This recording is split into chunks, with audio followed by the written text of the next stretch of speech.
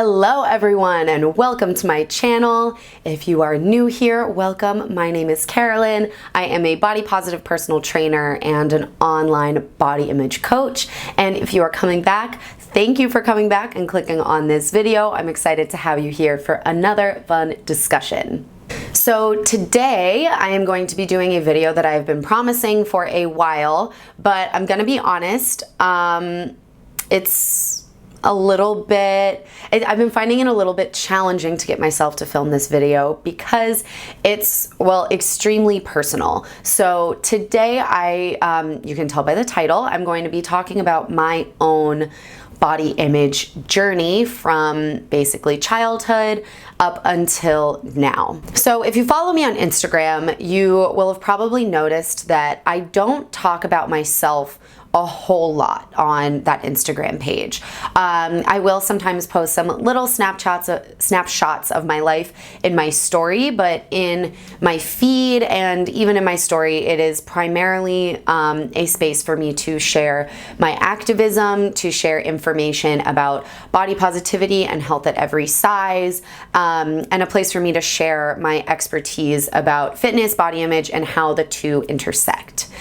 But on this YouTube channel, one of the things that I've wanted to do with it is open up a space for me to get a little bit more personal and tell you all a little bit more about me and give myself the opportunity to share in that way. Because I know that, and I'll talk about this, but when I was going through the really big, hard stuff in my own body image journey, one of the things that I found super helpful was hearing people talk about their own journeys, their own stuff on social media. So while I don't feel like going into a lot of detail is quite appropriate for my Instagram, I felt like maybe YouTube would be a good place to do that because I know it was a place where I went when I was struggling and where I still go when I'm struggling sometimes. So yeah, I am gonna be honest, I'm a little bit nervous. I don't usually get stage fright when I'm filming YouTube videos, but I guess we'll just go into it and and if I need to, I can always pause the recording and collect myself, right? Okay, so before we jump into the meat of the video, I just want to say that this video is brought to you by my Patreon. So I'm sure most of you have heard about Patreon at this point. It's a pretty popular platform that creators use in order to get paid and supported financially for their work. So if you've been following my work at all, you know that basically everything that I put out there is for free. I do paid one-on-one coaching, but when it comes to my YouTube videos, my podcast, my Instagram, my email newsletter, that is all free information for the masses because I believe that this kind of information about body positivity, health at every size, body acceptance, intuitive eating, it is all so important for everyone to know about, and none of that information should be hidden behind a paywall. But because all of it is free, I have set up this Patreon so that if you get value from my content and you want to support me in that way, here's your opportunity to do so for just $2, $5, or $10 a month. You get to decide which tier you want to be a part of. One of the perks that you get when you are one of my patrons is that I've got some exclusive content that is up there that is more in line with the type of service that you would get in a one-on-one coaching setting, but through video content so that you can do a little bit of self-coaching. So a 1 hour, 4-part self-coaching mini course is up there on the Patreon right now, and that's something that you can take advantage of immediately when you sign up to become a patron. So thank you for all of those who are already on there. Your names will be in the credits at the end of this video. And if you're interested, you can find a link in the description. Okay, so here we go. My body image journey. So the first thing that I want to say is that me telling this story is not meant to be telling you how your story is supposed to go. Body image is extremely personal, and everyone's story with it, everyone's journey through healing body image is also extremely personal. So just because I have experienced something doesn't mean that I think you should experience something or should go about doing things the same way that I have. This is just what I have experienced, things that have and have not worked for me in terms of helping me on my journey. And this is not meant to necessarily be informational or educational. This is just me sharing my own personal experience. Also, I want to touch on the fact that as a thin, white, cis woman who in a lot of ways is able to conform to conventional beauty standards. You know, I'm able-bodied, I have long hair, and I have always been in a body that more or less doesn't get overtly criticized or oppressed. That has definitely influenced my journey as well. And I know that other people have experienced much different types of pain related to their body image. So I just want to emphasize again that this is my journey, no one else's, and it's not meant to say anything about how a body image journey is supposed to go. This is just my story. Okay, so starting from the beginning, the first time that I remember being conscious of my body in a negative way was when I was, I believe, 4 years old, and I was at my paternal grandmother's house. She lived pretty close to us in Massachusetts, so we would go to visit pretty often. And the reason why this particular visit stands out to me and sticks in my brain is because I remember eating a lot of food and eating past the point of fullness. I was pretty uncomfortably full, and that was, you know, obviously not comfortable. And I remember saying to my mother in anguish, looking at my belly, holding my like bloated toddler stomach and exclaiming that I was fat. And I think the reason that I remember this at all, even though I was so young, is because of the way that my mom responded, which was with much more drama than I think my young self was anticipating. But she, you know, came to me, "Oh my gosh, you're not fat. Why are you saying that?" I don't remember exactly how she reacted, exactly the words that she said, but I do remember that me calling myself fat was very upsetting to her. And I'm not sure if I felt any kind of guilt associated with that. Obviously, I was really young, and who knows how accurate this memory is, but as young as 4 years old, or maybe I was 5, but I think I was 4 years old, I already had the language to call myself fat and already had the understanding that fat was a bad thing. And in that instance, while I don't think I was necessarily associating fatness and badness to the way that I looked, I was associating it to a negative physical feeling and that feeling of being bloated. So that was my first memory of, I guess you could say, like negative body image and negative self-talk about my body. The next part of my story kind of goes in a different direction, because although I had that experience that was definitely informed by diet culture talk that I had heard from adults in my life, adults that had been dieting, you know, parents, aunts, uncles, friends' parents, you know, diet talk is everywhere and you pick up on it even when you're very, very small. So that one instance had been definitely informed by diet culture and fat phobia. But for the next few years of my life, a lot of my body insecurities were around being small, being much shorter and much smaller than a lot of my peers. One thing that I remember having a lot of really negative experiences about was not being tall enough or not weighing enough in order to participate in the same fun activities that my friends got to. I was definitely like on the lower end of the bell curve when it came to both height and weight, up until I was in like middle school, when I grew pretty significantly in a short amount of time. And so when I was, you know, 7, 8, 9, all the way up until being like 11, 12, I was just a lot smaller than everyone else. And I remember specifically when I was probably 7, not being allowed to go on a water slide with all of my friends because I was too small and feeling really insecure about that. I remember when I was, I think, 11, at sleepaway camp, not being allowed to do the sailing class with some of my friends, and I had to do a different activity with people I wasn't friends with because I didn't yet weigh enough to properly use to properly sail. You know, I couldn't use the equipment because I wasn't heavy enough.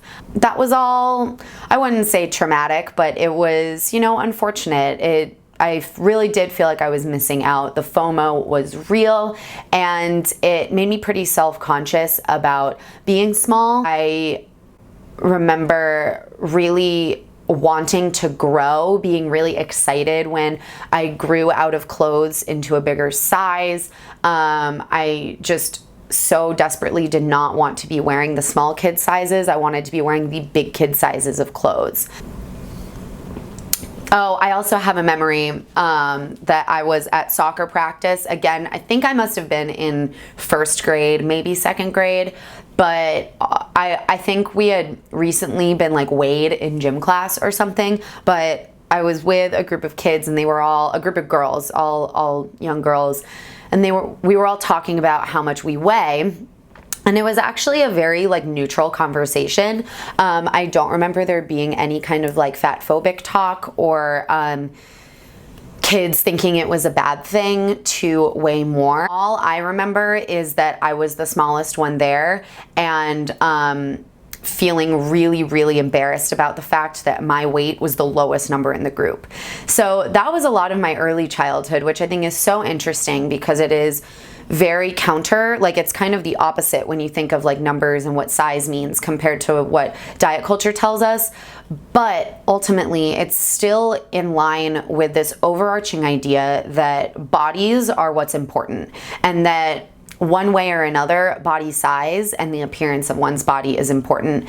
And you know, regardless of how it manifested in me compared to how it maybe manifests in other people and in other children, that was something that really defined a lot of my childhood and a lot of my self-image and my self-worth in childhood. So moving out of early childhood and into more like adolescence, so middle school, like age 12 through my teenage years, my body image was certainly fraught. It was certainly a big part of my identity and my experience as an adolescent.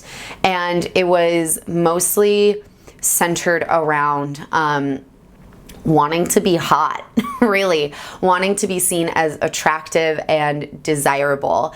And that manifested in a lot of ways that I think are familiar to a lot of you watching. So I wanted to be good at doing makeup. I wanted to be wearing cool clothes. I wanted to, be like looking fashionable in all the latest styles with my hair looking the right way and all of that jazz. And then when it came to my body, and this is where it's getting personal, and I still feel a strong personal connection to a lot of these memories and feelings. So, this is why I've been hesitant to share. But so when I was a teenager, I really was just kind of fixated on eventually attaining the body ideal of an adult woman. I saw the images, which, in the, I was in middle school and high school from like 2007 to 2012. So at that time, there certainly was a lot of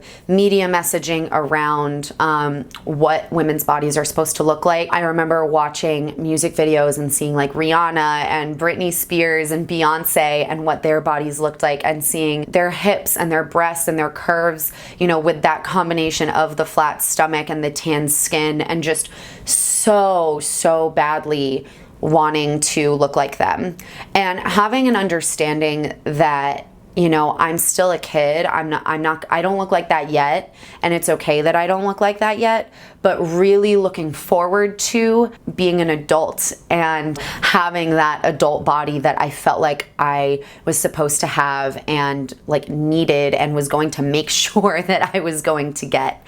And so then as I got older and started going into late 8th grade and high school, and other girls around me were going through puberty and developing, and a lot of them developing faster and, to a larger extent than I was, I started to feel really insecure, because when we were all kids, I could have this ideal of what I wanted to look like when I was an adult.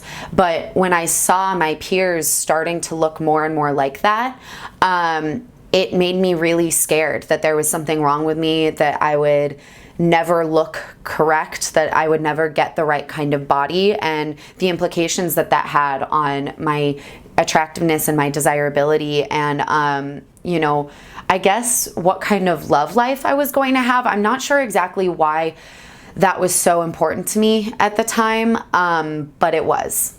Being partnered, like the idea of having a partner, having a boyfriend, was also really important to me. I had a boyfriend all through middle school and another all through high school, and I really wasn't like single when I was a teenager. So yeah, like being desirable to my partner or to potential future partners was just something that was important to me, and I tied it a lot to the way that I looked. I tied it to a lot of other things too, but specifically talking about body image, you know, having that correct type of adult body. Thin, athletic, big breasts, curvy butt, long straight hair, clear skin. It was all part of it.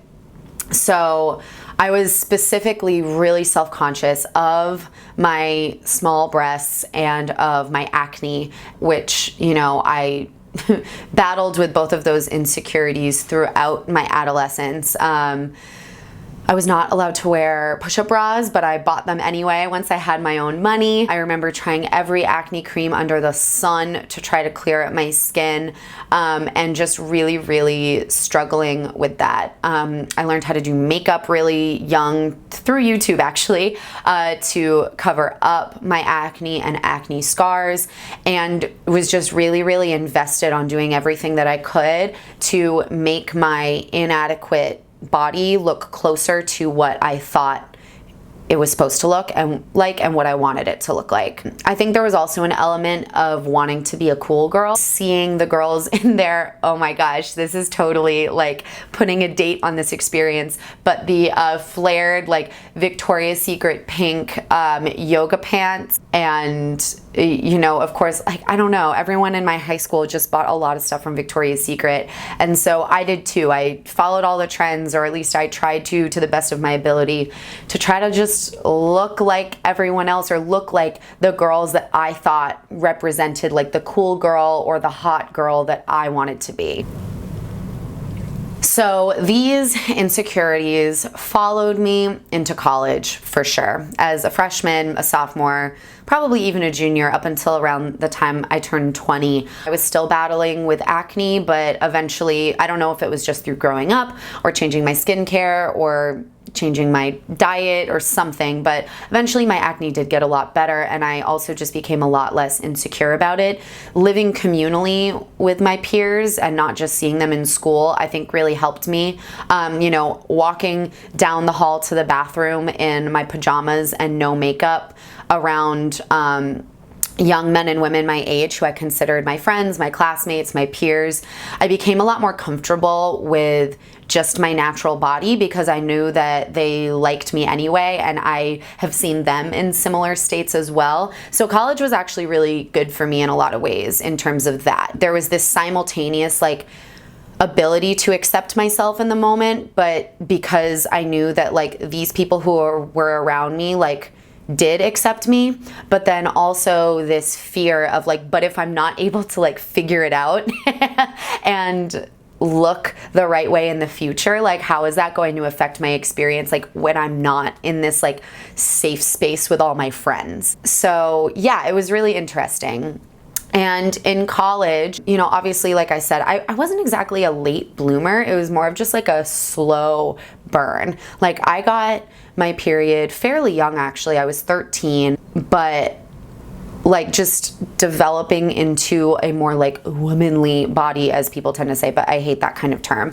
But just, you know, the weight gain that tends to come with puberty happened like slowly over time for me, like throughout my late teens. And I even like kept growing in height until I was around 18. So while many girls, you know, were maybe done growing and developing at like 16, 17, I still had a little bit to go. And so I also experienced some weight gain in college, which is very common for lots of different reasons. But so I left high school with these measurements in my head of like what pant size I wore, how tall I was, and how much I weighed. And all of those changed. The only thing that didn't was my shoe size. But for whatever reason, I was very like connected to these measurements, and there was a process of becoming okay with my body being represented by different numbers, even though that difference was very slight. And so in college, I gained a little bit of weight, but I was still objectively certainly a thin woman. And I never saw myself as anything else. I don't think I really ever, other than that time when I was 4, called myself fat, because I never saw myself as fat, and I was never fat. But I did struggle with a lot of digestive issues that brought back that same experience of the bloating and the discomfort and that feeling of being too big, or at least my stomach being my abdomen being too big with those digestive issues. I was also a nutrition major and a personal trainer in college, was just starting that career in personal training. And so that introduced a lot of pressure to like look the part. So being in nutrition, whether I went into it with this mindset or not, you develop it pretty early on that one positive outcome that you hope to get from your nutrition education is the insider knowledge of how to eat your way to a perfect body. So I definitely dabbled in my fair share of fad diets and my fair share of disordered eating behaviors, restriction of calories, of macros, of various food groups and specific foods. Of course, I was gluten-free for a while, tried to cut out sugar, dairy-free, paleo, all the different things. That was my college up until even currently I'm still unlearning a lot of those things, but up until the point where I moved to Florida in at the very beginning of 2017. So throughout college, my body image issues, while they manifested slightly differently than they did in high school, were all 100% still rooted in those same desires of wanting to be seen as attractive, as desirable, as hot, as a cool girl. In college, I got into like the drinking scene, the bar scene, and that only amplified it. That desire to kind of like look cool and look hot and look sexy and all that stuff. So a lot of the things that I was insecure about were the parts of myself that I felt took away from that image that I was trying to put out into the world. I was, still wearing my push-up bras. I was sucking in my poor bloated belly, and I was stressed about it. Yeah, I was so stressed about it. I should ask my boyfriend about his take on this experience, because he was with me through all of it. But I remember especially, and this was sort of right before I started having my first body image breakthroughs, was my senior year of college. Crop tops were just coming back into style. I can't believe my adolescence is marked by fashion trends, but yeah, crop tops were coming back into style, and high-waisted shorts were starting to come into style too, and I just so badly wanted to look the way that I saw Instagram models look. Oh, that's another piece of it. I can't believe I forgot about that. Instagram was also a part of my college experience. I got my Instagram account as a freshman in 2012, and over time, started following a lot of mostly like food and fitness related accounts, but that also meant a lot of fitness models and Instagram models who, do fitness. So it was a lot of the mirror like posed butt pics, the protein shakes next to the abs, the like breast implants with the six-pack and the that perfect like fit ideal body that you still see all over social media. That is what populated 90% of my feed on Instagram, and I was looking at it a lot. So I had these ideas about the kind of person I wanted to be. They were being honed in and amplified by what I was seeing on social media, and of course they are unattainable, ridiculous standards that no person is ever going to actually meet. We all know that on social media, it's posed, it's lighting, it's Photoshop, it's Facetune. Even the girls posting those photos don't actually look like that.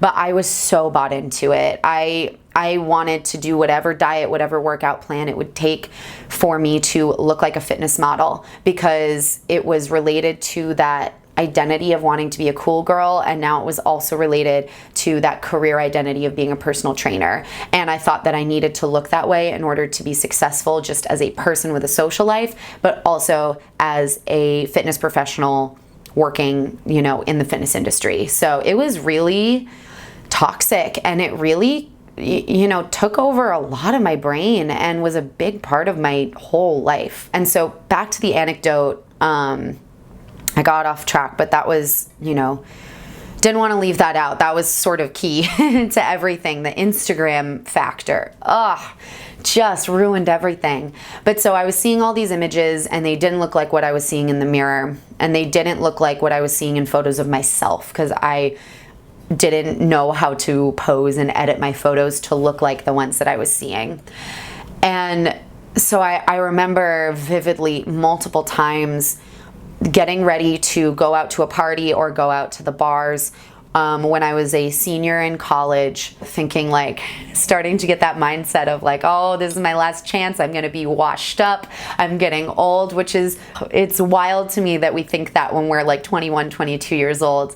But anyway, I was having those thoughts, like, I should have had this whole like hot girl thing figured out years ago. I should have, you know, I should be more of an Instagram influencer at this point. And I would look at myself in the mirror in one of those trendy Forever 21 crop tops and just cry, because I didn't look the way that I thought I was supposed to. You know, my stomach would stick out a little bit. Maybe I had a little bit of like flesh poking up over the top of my denim booty shorts. I didn't have a thigh gap or whatever it was that I was nitpicking, that I was comparing myself to these unrealistic standards. And I tortured myself over it. It was awful. I will say, through all of that, I was very aware of the fact that I didn't want to develop an eating disorder.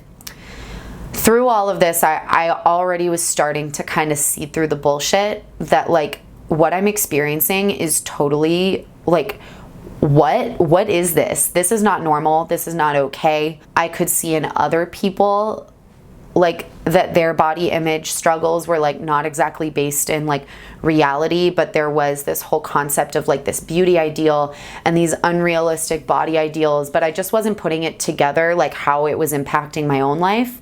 I was even taking, while I was crying over myself in crop tops, I was taking a course in eating disorder treatment for nutrition professionals. Like, I was taking that course.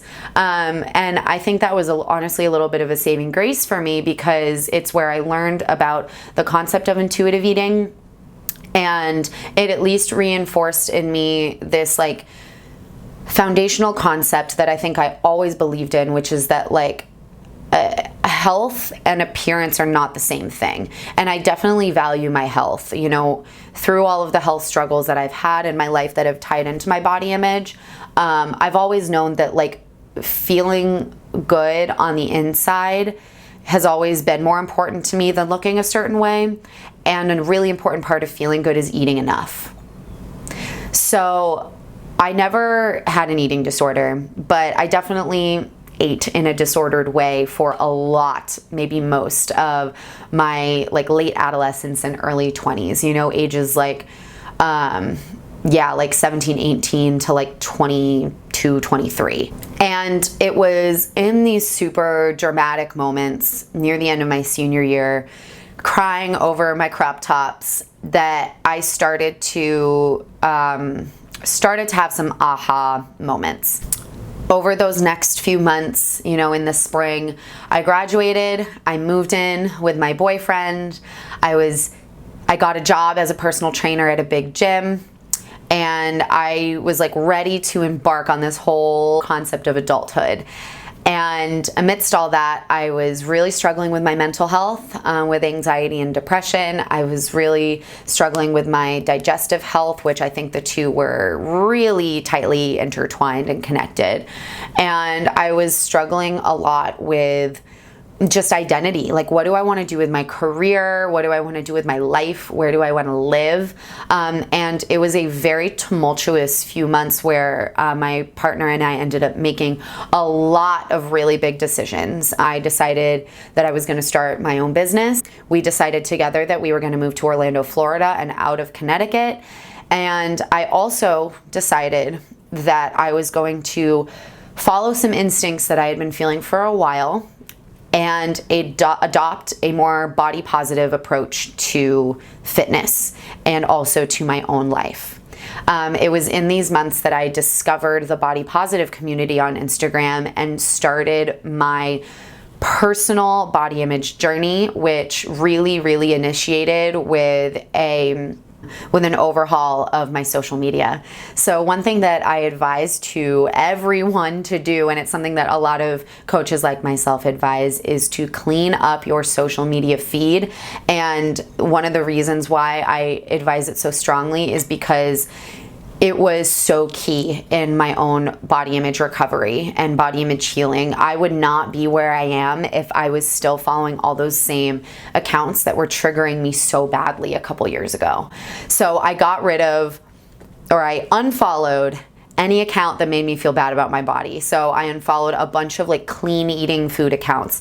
I unfollowed every bikini competitor, every fitness model, every normal model, every friend of mine whose body I was jealous of. I unfollowed a lot of people. Some of them have made their way back onto my feed, but most of them have not.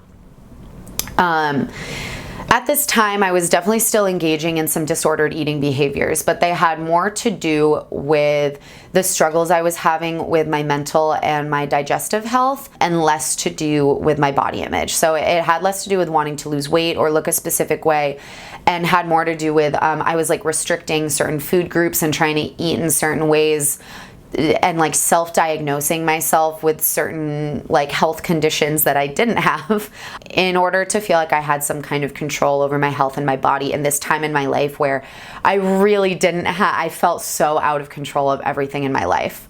But luckily that was all very temporary and I'm in a much better place now with that. My recovery with eating has been mostly through just like a very wholehearted adoption of the intuitive eating principles, unconditional permission to eat, and really like a lot of mindful eating and becoming very attuned to my body's signals and listening a lot less to external guidelines. If you scroll way back through my Instagram feed, you can find my like paleo days.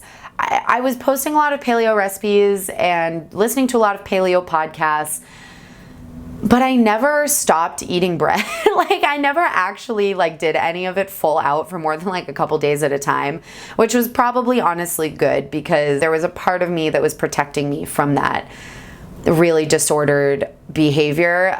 It was more of just like dabbling in it and realizing that it was not right for me and it was not helping me at all. Boy, this is rambly. I hope you guys are interested in this story. I've never really told it all front to back like this, and I'm realizing it's a lot longer than I thought it was going to be, but you know, that's okay, whatever.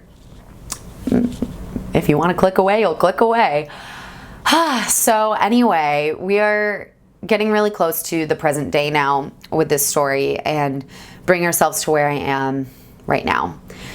So through a lot of really intense work, I can now say that I am at the point where I truly embody body acceptance. And I mean that by saying that I don't necessarily like the way that my body looks at any given moment, but that really doesn't matter to me anymore. I have let go of almost all, I would say, and that's probably not true. I'm sure things are going to come up as I keep moving through life, but I've let go of a significant amount of the tight grip that I had on needing to look good or look hot or whatever. And I think some of that has come with maturity, just knowing who I am as a person and just coming into my own as an adult. I'm 25 now, if you were wondering.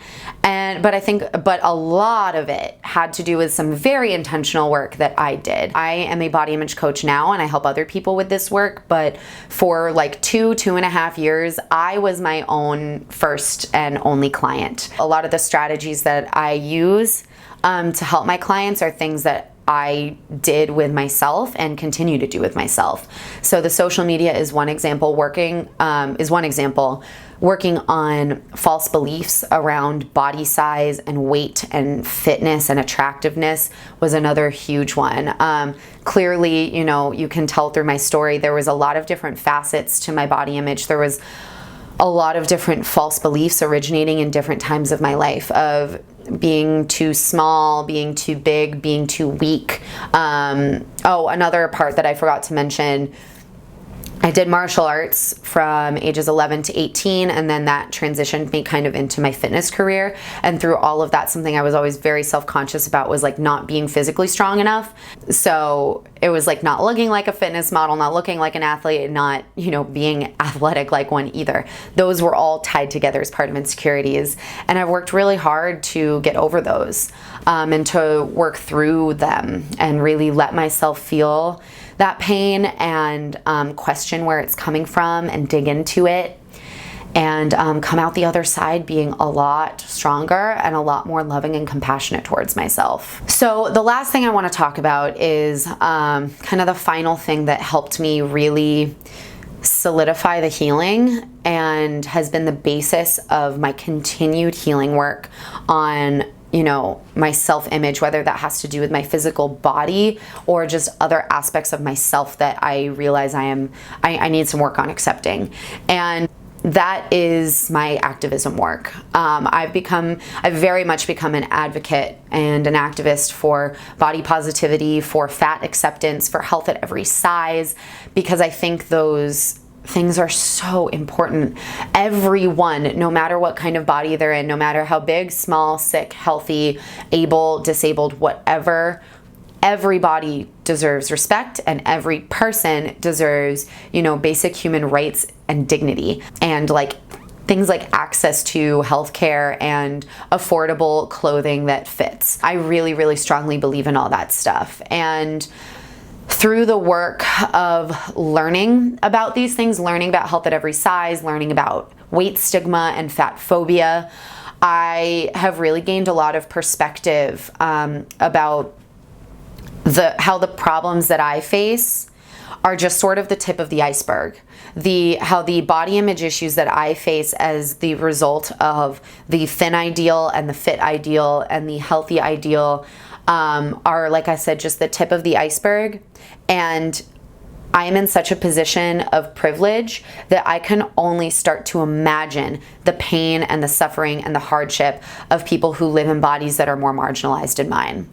I had an epiphany moment probably about 2 years ago where it was like, wow, if I, a thin, white, young, able-bodied, cisgender, conventionally attractive young woman can feel this shitty about herself and the way she looks, like, what does that say about the system? That if I am in so many ways so close to what would be considered the ideal, and even I feel awful, what does that mean for everyone else who lives in bodies that are different from mine, whose lives I have never experienced and can never even think of pretending to experience?